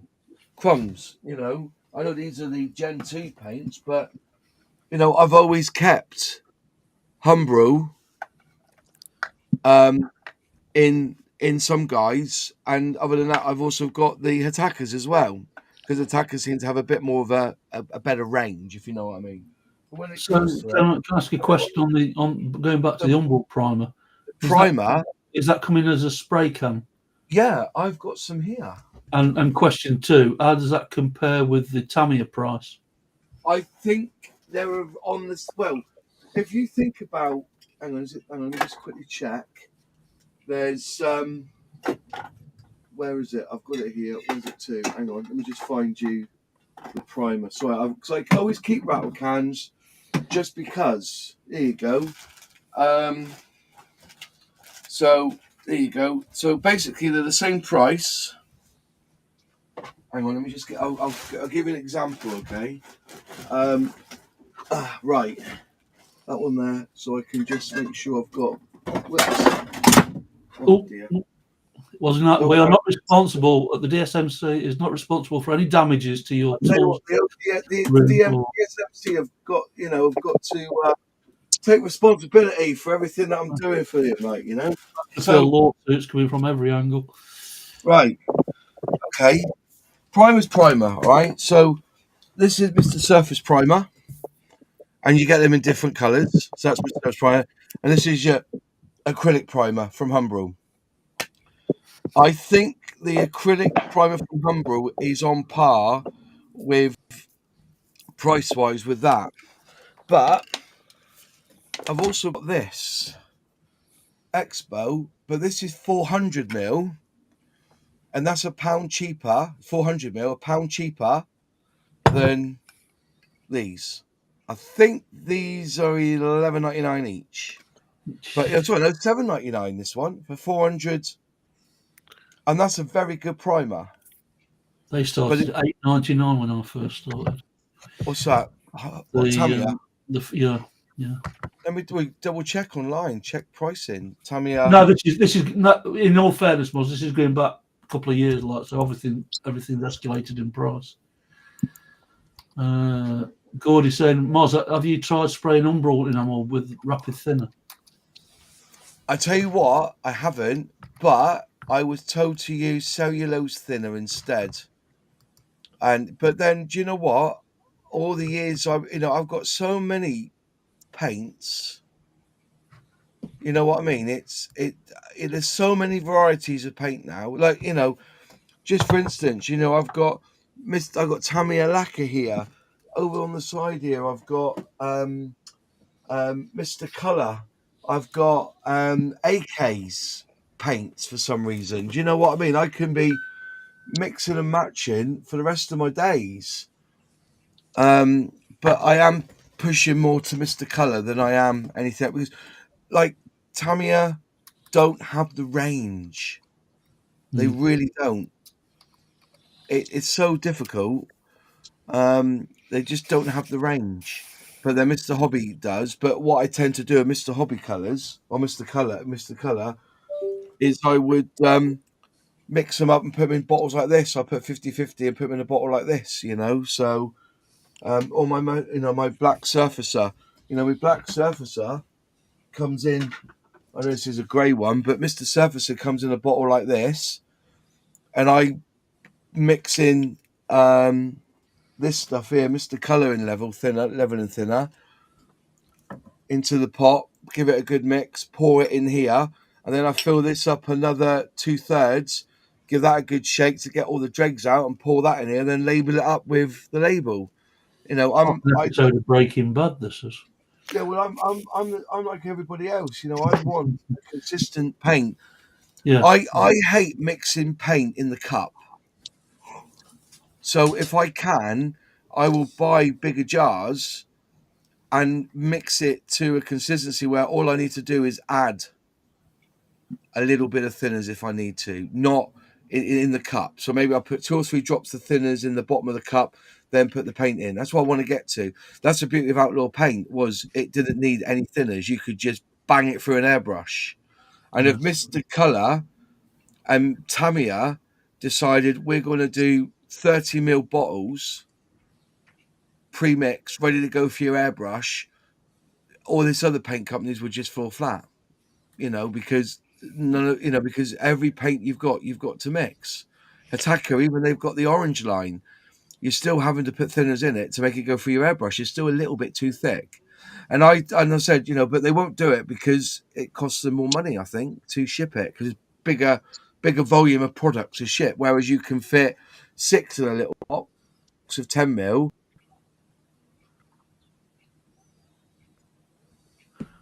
And on that note, £8 to £8.50 at the moment for the extra fine.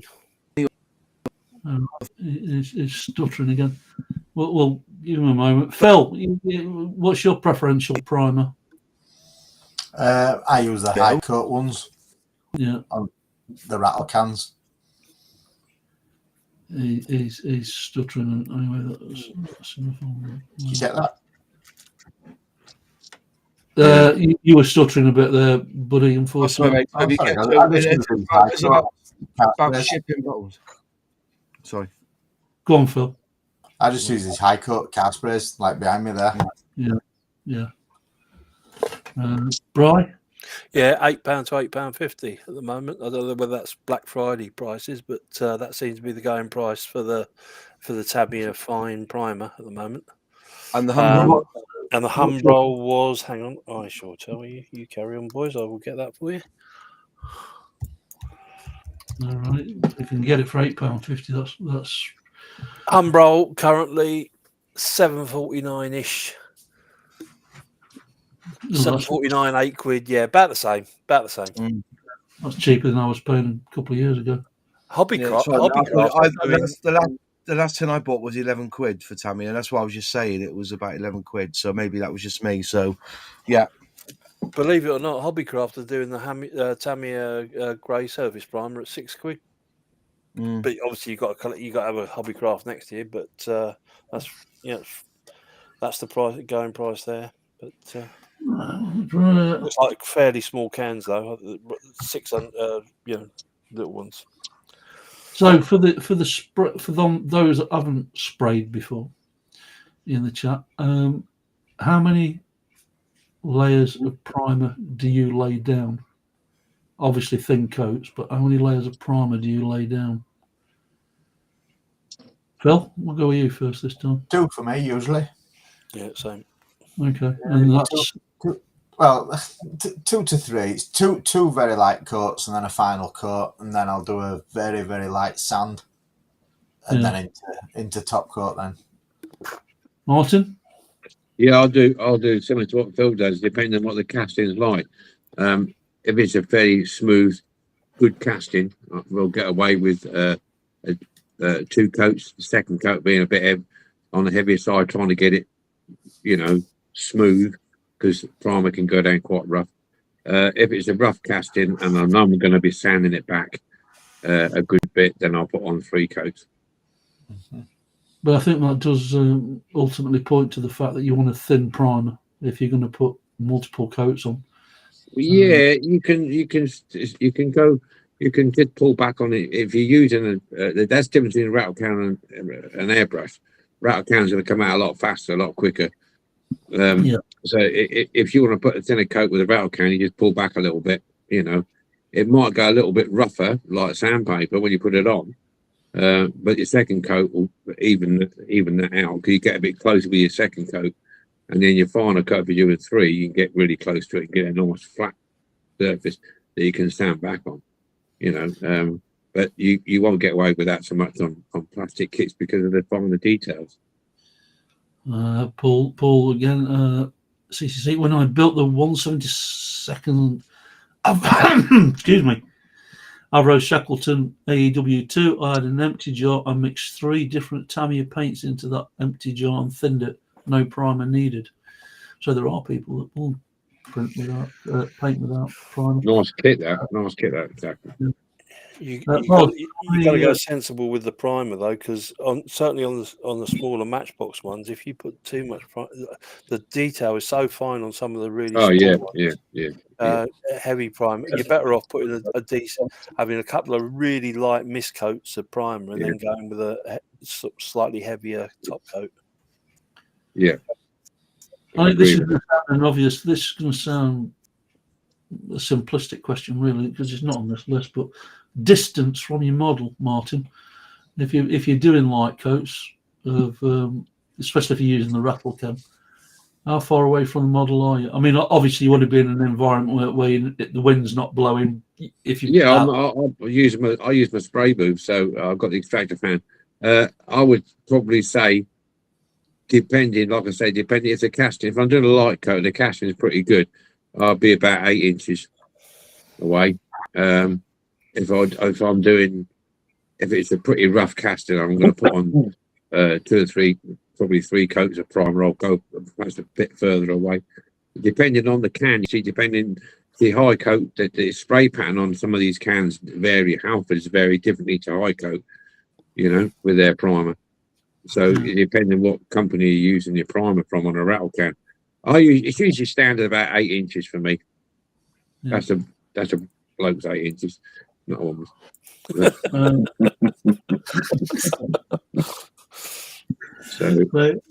I think that's pretty much the same for all of us.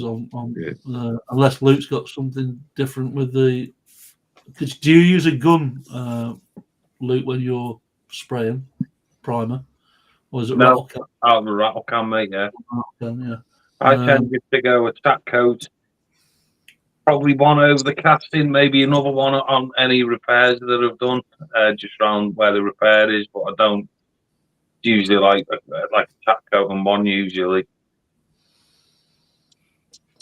Moz, what's you being more of a you and Luke use airbrush a lot.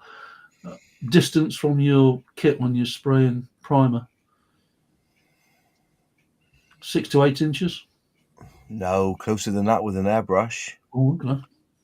Well, you got more control with a gun. This is what I don't understand. It's I've got 10 times more control using an airbrush with primer than you have with a rattle can. Yeah. And you're probably wasting 2/3 of it, and only 1/3 of it's in the actual model. I'm just thinking now when I'm doing say I'm doing a model. Where's an airbrush? There's an airbrush. And say I've got the thing there, I'm spraying up, I'll be going so about that sort of far. Put it back a little bit so I can see. Yeah. I mean, we've had this, me and you in private have had this discussion about airbrush versus rattle can light. And I think it's more to do with how comfortable you are with using an airbrush. No, I just think you're lazy. That's one way. I'm not being the thing here, but you say, "Oh, go clean out the airbrush." I don't talk like that either. I think once you get into airbrushing, you don't see a cleanup like you see a cleanup. I will put enough paint in my airbrush and I will have a load of parts together and I will spray it all up. Then all they then do is pipette into the cup, get rid of that paint, put it back into the pot, quick swill around with a big brush with some IPA, spray it through, a little bit more IPA, spray it through, and then leave a little bit of IPA in the bottom, and it's cleaned. Mm-hmm. And it takes a minute, whereas you've got to try and get this blasted cap back on. I've seen it. You're trying to get the cap on. You're like, by that time you've done that, I've already got the airbrush clean, ready to move on to the next one. I've never had so much rubbish in my life. I think I need to experiment a bit more with these airbrushes. I definitely need to experiment because great for primer, but I can't seem to get enough paint on for some of the die cast. The thing that bothers me about airbrush, because I'm rattle cans at the moment, although I've got one, Jazz very kindly got it for me, it's the trigger action. Now, because I've been like Luke and worked in the garage, I'm used to that action, not that action. And that I think that's going to take some getting used to. Get the trigger ones like I've got. Yeah, you can get trigger ones. Did I not send you one up? Didn't I give you a trigger action one from, what's it called? Gallery? Was it you I sent one up to? A trigger one, Luke? No, that was a small one. I'm after one. Somebody from DMC bought a trigger action one off me because I was never going to use it. Yeah, I did, mate. Sorry. Yeah, I bought 2 off your mods, didn't I? Yeah, that's See, right. Yeah. that's what concerns me about setting mine. Yeah, I use it as a base coat gun. That. I would always say, and we've had this debate on Airfix and Chill, and you're going to have it now from me. I've just boxed that. Where's that bit? Yeah, both barrels. Stand by your Right. beds, lads. So when you're airbrushing, there's nothing natural about airbrushing with an airbrush. No. Your finger is on the top, and you're pulling back like so. Right, you're pulling back. My argument is this. You're actually going diagonal. You're pulling your finger back, and your finger's at a diagonal, isn't it? You know what I mean? You're where the trigger should be on an airbrush is on the side. So you're doing that. Do you know what I mean? That is a natural way of you're putting your finger back like you're Like a cocking trigger. and that is the problem. Like this, like forward and back on an airbrush, you're on the piss, really. So really, what they need to do is move that to the side, and you will have the best airbrush in the world because it's a natural. And also, where your finger points is where that paint's going to go. Whereas a trigger, it doesn't quite work that way. You see what I mean? So if you Think can of an move, electric drill, though. If you had Pardon? an electric drill, you wouldn't want the bloody switch on the top of it. that's yeah, what but yeah, but you with that, you can't use an electric drill as an example here because what's an I just electric did. drill? The electric drill, you're pushing forwards. You're using your arms, your body to push into that material. You're using you as what's it called? As a pillar. But on an airbrush, we're doing that. That's what I'm agreeing with you guys. Doing that because your fingers on the side, and you're basically going diagonally. So if you make that trigger to the side and do that, you will have the ultimate airbrush in the world. Iwata, Harder and Steenbeck, listen to FM Moss here. I'm telling you, the natural putting it there. You see, and also when you're like this, you're using the tip of your finger. I think precision wise, using the tip of your finger, and you get more feel for how much paint you're putting through that airbrush.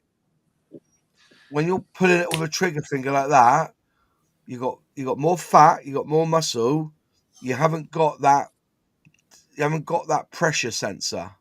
That's the difference. That's why when I used the trigger one, I pulled it back. I was everywhere. But when you have it on there, and you got a little bit, and you just want you can move your finger forward and back quicker than you can doing that. Do you see what I mean? You're using the whole of your finger, where only here you're using the top of your finger. See what I mean? That's a difference. That's You're just also having to create. It's like playing the drum kit. You've got to try and do two things at once because you're pushing It's muscle down. memory. It's all about muscle memory. But as I said, Yeah. that to me, if my airbrush, see, I've noticed that some airbrushes, their cup is to the side. So you can twist it, and so basically it comes up here. So the brush at the side, you can twist the airbrush, and so you can do that. I think putting an airbrush trigger to the side like that and just to pull back slightly is a better motion than doing that. And by the way, don't buy this airbrush. I've had to put blue tack on it because my finger slips off it. So I had to put blue tack on it to get some there. Completely But yeah, using an airbrush now. this is the Gerardies one. The idiot doesn't know how to airbrush. I'm sorry. But yeah, this is a very, very but I said, if you add that there you go. If you need a left-handed, right-handed version of the airbrush, if that's on the side, I get that. That's absolutely correct. Then airbrush, learn to airbrush with your right hand, not your left hand. So I've airbrushed with my left hand before. But I'm saying that if they've produced an airbrush that goes to the side, that to me is that'll be the ultimate airbrush. And I'm just saying it's just but yeah, 2 or 3 inches, and also with an airbrush, less pressure, more control of the paint. On diecast, if I was using an airbrush on a diecast, I'll probably build up layers, to be honest. Whereas because we're plastic, we're trying to maintain as much of the surface detail as we can. So we don't tend to put lots of paint and layers of paint down. But on a die cast, I can see why you would, because whereas when you do a model, you don't tend to want to touch it after you've done it. It's set in its scene, that's it.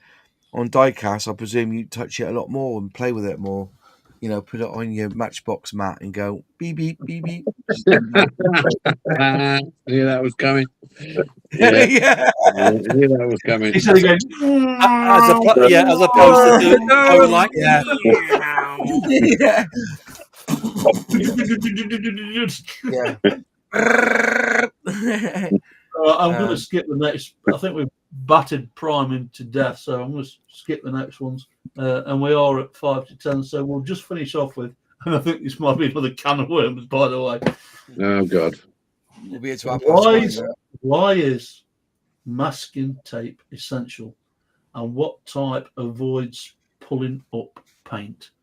This is where I'm going to ask Moz last, because that's another rant he's going to go on. There's no rant here, mate. I will tell you now. Oh, he's not going to go last then. One technique that will stop your paint from ever pulling up again. But you carry on, gents. You carry on. Well, let's listen to what others have got to say. Bryan, what type of masking tape do you use? I've actually mostly used Tamiya. So low tack. Yeah. Low tack Tamiya. Okay. That was straightforward. See, that's it. That's how you do it, Moss. Okay. Straightforward. Well, you said there was only 5 minutes. I didn't want to give you a 10-minute answer. I'll leave that to Moz. We'll let it run. Phil? I'm same with these specific low tack tapes, but to be honest, I don't do much two-tone painting at the minute, so few and far between I use the masking. Governor? I use a frog tape, low tack frog tape. You get, which is pretty good, and I use some Tamiya tape. I don't like the Rebel masking tape. I've used that. Don't like that. So really, that's about it. Really. Luke? Micro tape. That's low adhesive or low tack, whatever you want to call it. That's more for around the windows, when I'm masking around the windows and stuff like that. But if you keep the casting well, you won't get any paint lift anyway. Keep the casting well. How do you mean cleaning? You mean Key, rub it down. Oh, clean it. Yeah, and yeah. you're undercoat. You won't have any paint lift. Right. And PJ's frozen. He's either frozen or he's fell asleep sitting up. He's obviously worried about Moz's answer. So let's throw over to Moz. And what's your take on it, Moz? Right. So I've got 3 types of tape on here. I've got the one that I use, the Karabushi tape, whatever it's called, which is the blue one. I've got the Tamiya tape, is the thinner one here. And then I've got the Humbrol one here.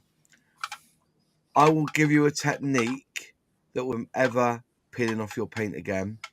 Take your tape, the size you want, rip it off, and on the back of your hand, put the tape on your hand like so, then peel it off.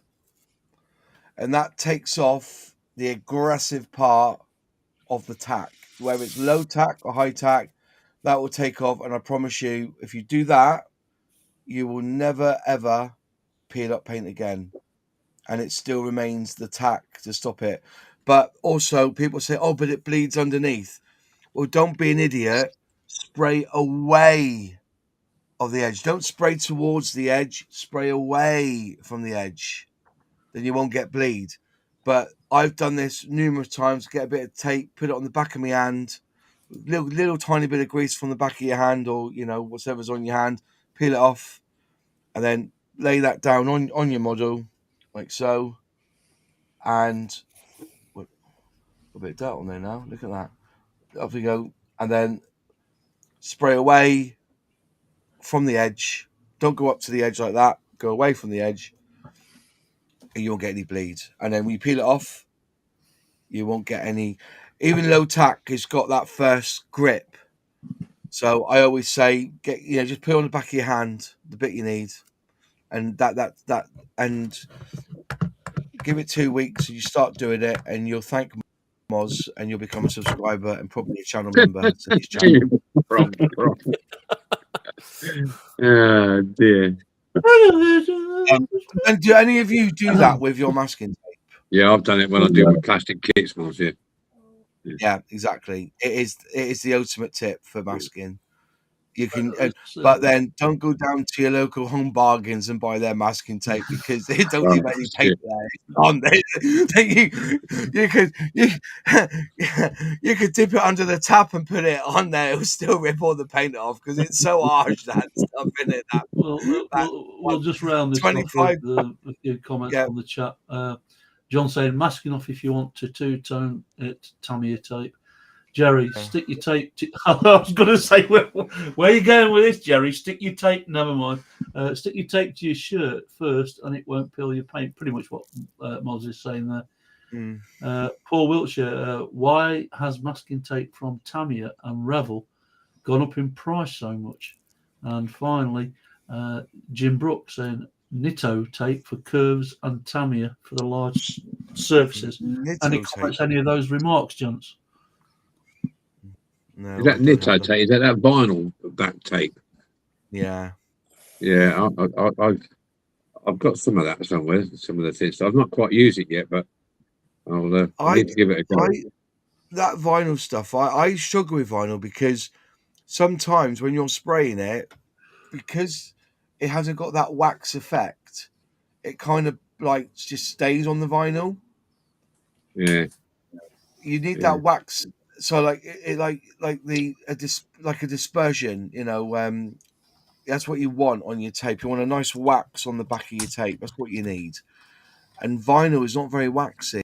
So I'm not really a fan of it. I've got man sets here for for planes that are vinyl, and that's only because it's easier to cut using a cry cut or whatever it's called. But yeah, I stick to Tamiya tape, Humbrol tape, and my own from Japan. So yeah, but always take some of the tack off. But I like to see what you've got there, Luke. That looks quite good stuff, actually. Good stuff, Moss. It is. I'll send you a link for it, mate. Yeah. I've had all just to wrap up. Just to wrap up in the chat. Thank you, our regulars, all of you, for joining us this week. If you've got a topic that you would like us to cover, whether we've covered it before or not, please leave a comment in the chat. We're always looking for content. At some point, we will run dry. This week's was a bit twitchy, I must admit, but we pulled it through at the end, and it's gone well. And we didn't cover all the questions, so that's a result. Thank you to ChatGDP for providing questions yet again, although some of them were a little bit naive, I guess, to a certain extent. But we made an episode out of it. Thanks to everyone for putting up with the connection issues. We've all seen each other tonight. It's been I've had this for the last. I think me and Moz have had this for the last 2 or 3 weeks, where it's been. It's been absolutely dreadful. I'm actually you need to feed your hamster more. That's what it is. You need more food for your hamster. That wheel's not going around fast enough. Perhaps I should get an hamster. Well, what I've done is I'm connected to my phone at the minute. I'm just connected to my phone because I've got I'm going to give BT a ring tomorrow and well, look how bad it was Friday night, Moz, when we were chatting. Oh, you kept freezing every 30 seconds, didn't you? I might try Wi-Fi my PC to my router instead of the old cable. Cable all the way, mate. DJ, cable. Yeah, I know. I totally agree with you. Mate. I think something's drastically going wrong with the network. I think there's something they're not telling us. Damn Chinese. Wow, the Ruskers. Right, gentlemen, always a pleasure. Thank you so much to everybody in the chat, everybody online. So thank you to Bryan. Cheers, guys. Phil. Thank you to the governor. Thank you to Moz. Thank you to Lukey Boy for joining us. We'll hopefully see you in 2 weeks' time with something else. We're not sure what it is yet. Like I say, if you've got something you want us to cover, drop it on the Facebook group, email us, contact one of us by all means, and we'll do all as best. We'll all do as best to cover it and help you out where we can. I hope that's been of some information to. It's great to share some of the ideas that the guys have got in the chat as well. So there we go. PJ signing off. On behalf of the boys, we'll see you in 2 weeks' time. Take it easy. See you later. Cheers, boys.